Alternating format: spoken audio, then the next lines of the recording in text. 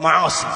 Napigia mfano katika hayo, katika maasi mengine yanaondosha baraka. Si hao watu wa riba, akafurahia mali za riba, watu wakamwona mfanya biashara mkubwa, lakini kwa kuwa yale ni maasi na Allah ameahidi riba ni vita, huwa wanaumbuka watu hawa.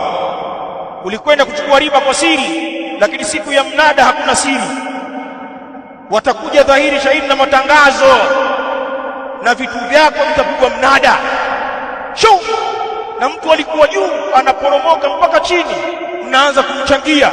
Riba hakumuogopa Allah katika haramu, akidhania kwamba ile ni biashara na ndiyo riziki, lakini riba ni haramu. Wa halalla Allahu al-bai'a wa harrama ar-riba. Huijui aya hii? Na Allah amehalalisha biashara na ameharamisha riba. Makafiri wao kwa kuwa hawana miongozo, kwa wao riba ni biashara, na wanakushangaa ukimwambia riba inaleta hasara, kwa kuwa wao wanataamal na dunia. Sisi Waislamu tuna Allah, hii dunia tunakwenda kama anavyotaka Allah, sio kwa utashi. Maasi yana balaa kubwa, naweza nikabaki hapa masaa tukitolea mfano jambo hilo.